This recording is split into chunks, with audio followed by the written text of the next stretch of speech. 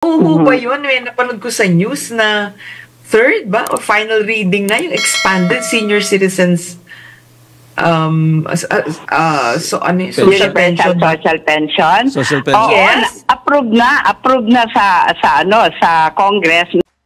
Bago tayo magpatuloy, huwag kalimutang mag-subscribe sa aking channel.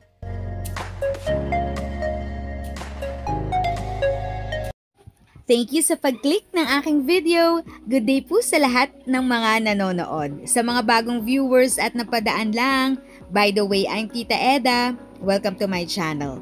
Ang channel na maghahatid sa iyo ng dagdag kaalaman tungkol sa government services, bagong mga balita at informative videos na galing sa legit na resources.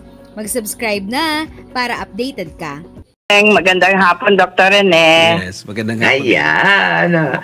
Kamusta po? At salamat na istorbo namin kasi nagpa-istorbo kayo ngayong linggo. Okay lang. Panahon ng pahinga. Ayan. Uy, totoo ho ba yun? May napanood ko sa news na third ba o final reading na yung expanded senior citizens social pension. Social pension. Social pension. Oo, Yes. approve na sa Congress noong May 22, 2024 bago kami nag-recess. Ngayon nasa Senate na.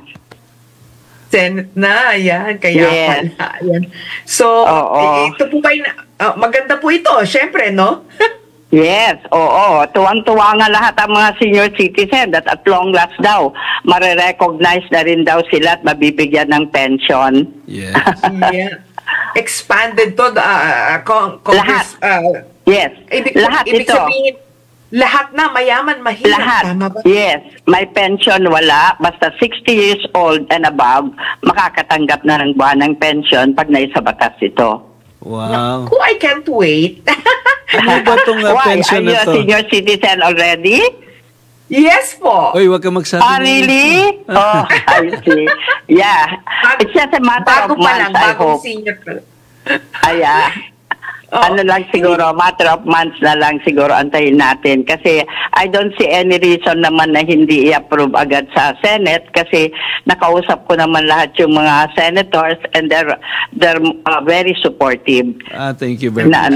Yeah. Kasi mahal din naman nila lahat ang mga senior citizens. So, I just hope na ma-agenda agad. Para ma-approve and hopefully we are praying the 12 million senior citizens are praying that the President will sign it into law on or before October. Kasi di ba ang October is Senior Citizens Month. Wow. Yes. Correct. Sana nga. Yes. We are praying for that. Oo. Magandang regalo ng ating mahal na Pangulo. Yes, oo. Napakagandang regalo sa mga seniors. Yes po. Meron bang specific amount? Maichismis ko lang, maimarites.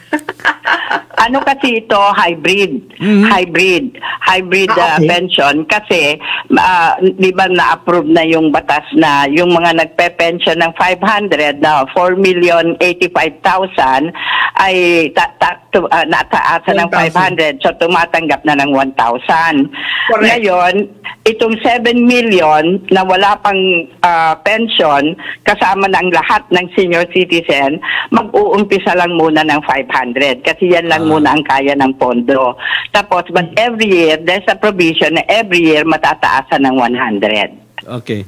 So, ito ho ba'y monthly or? Monthly. Monthly. Wow. Monthly, but due to manpower problem, kung minsan every quarter. 1,500, ganon. Ngayon naman, itong mga 1,000, 3,000. Parang gusto ko na yung per quarter para maipon-ipon. Yes, quarterly, Pambili din ng gamot yan. Quarterly para 1,500. Yes, pambili lang ng gamot. Oo. Kung minsan naman, it's no longer the amount, but it's the recognition na at least, yes, na mabibigyan na lahat ang senior citizen dahil in their younger years, nag-contribute naman sila sa ating government, di ba? Yes. So, yun ang that's the ginawa naman nila lahat ang magagawa nila para makatulong sa ating gobyerno. So, it's payback time, di ba? Yes, opo. And I think And I think, Congresswoman, talagang kayo ho ang lucky charm dyan. Kasi matagal na ang tagal na ito, true. Ang tagal talaga. Na. At ngayon na talaga nagbigay ng konting liwanag. At hindi lang konti, magandang balita ho to sa lahat. Yes, ang tagal na talaga nito. But under the leadership of our beloved Speaker, Martin Romualdez, na-approve ito. Kasi he played a very vital role. Talagang pinahanapan niya ng pondo ito. Wow. Yes. Ang tanong ko lang ay, sana naman handa ang government agency sa implementation nito na paano, di ba ho, ipatupad ito, maging handa ang lahat, di ba? Yes. Ano rin, siyempre, maisasabay din dun sa social pension ngayon, di ba? Pag nagbigay na sila, pangkalahatan na. Instead of indigents lang, pangkalahatan ng ibibigay. Only hybrid. 1,000 dito muna, tapos 500 muna ito. Okay.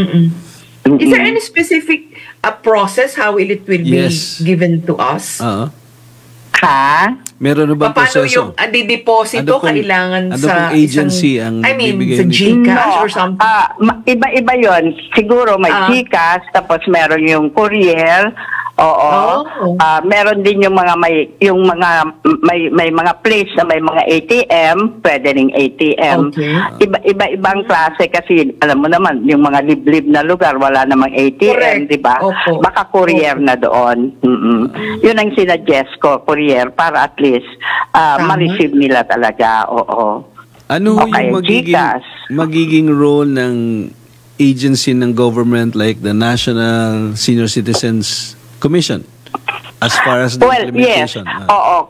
Kung if they are already ready, kasi by 2025, dapat lahat ng functions ng DSWD for senior citizens ay ililipat na dito sa NCSC. Oo. I just hope na we will be ready then na ipatupad itong social pension. If sa tingin mo, natulungan ka ng video ko na ito, nakasave ka sa oras mo, you can click yung thanks button at any amount ay malaking help sa pag-grow ng channel ko. Yun lang po muna ang aking update. Sana ay nakatulong na dagdag kaalaman ang aking shinare today. Ang goal ng aking channel ay mag-create ng awareness. Kung ganitong mga topic ang gusto mo, panoorin mo ang mga videos ko na ito.